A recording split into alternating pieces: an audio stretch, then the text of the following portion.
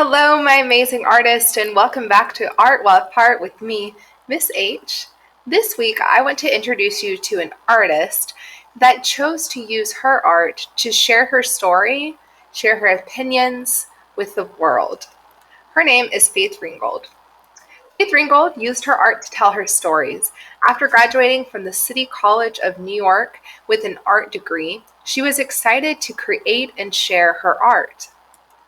When she went to art galleries to ask to show her artwork, the gallery owners would only look at her skin and not her art. I want you to think about why you think they would only look at her skin, and if you think that's fair or not fair.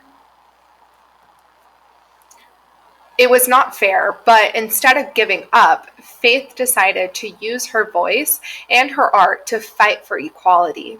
Eventually, Black artists were starting to be shown, and things started to become more fair. Unfortunately, Faith still faced some troubles.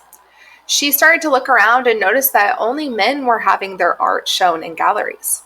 And she did not think that's fair. I want you to think to yourself, do you think it's fair that when Faith went to art gallery owners and asked to have her art shown, they then started to say, we can't show you because you're a woman.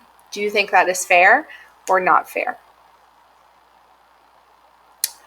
Well, Faith joined the women's rights movement. Instead of giving up and saying, I can't show my work, she decided this is not right and this needs to be something that's fair. So she joined the women's rights movement and started protesting for equal representation. She decided that 50% of Black artists shown should be male and 50% of Black artists shown should be female. So that 50-50 creates equal representation. Also during this time, she began doing some research and she found out that her great-great-grandmother was a slave. Faith also learned that during slavery, quilts were used to help slaves escape to freedom.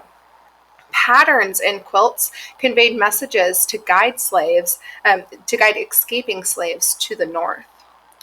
So she was inspired by this idea and chose to use her art to also send messages and tell her story.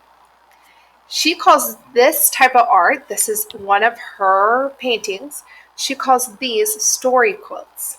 Let's zoom in on this one. So here is one of her story quilts, and if you notice the bright colors and patterns, this is a type of art called folk art or folk style. There's also no shading on the people, and it's done on purpose. And so this type of art is called folk art. It tells a story, and if you zoom in, you can see that around the border here, she actually has a quilt, and in the quilt there's actually even words, there's patterns, they're stitched together. It's a real quilt. And then on the inside, she created paintings that told her story of growing up in Harlem, which is a city in New York, and also just showing stories of what her and her family would do.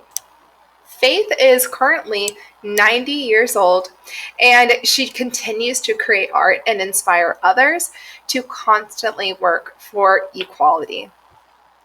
Thank you for listening. This week, you have a few choices. So I've provided a story quilt choice board here. All these works are inspired by Faith Ringgold. So just click on whichever project you would like to try, and that will take you to a video, and I'll walk you through the steps. As you are working this week, artist, I want you to focus on what type of story or message do you want to send with your artwork? How can you show who you are or what you believe in through your artwork? And one more thing before I leave, please don't forget about the Art to Remember fundraiser. All of the money raised is going to go right here to the art studio so that I can get really awesome art supplies that hopefully we can use in person together eventually. But if you want some art project ideas, you can click on this picture for ideas and directions of how to upload your artwork. You may also use any art that you've created at home. That is totally your choice. Well, thanks so much for watching. I hope you have fun, take chances, and stay curious.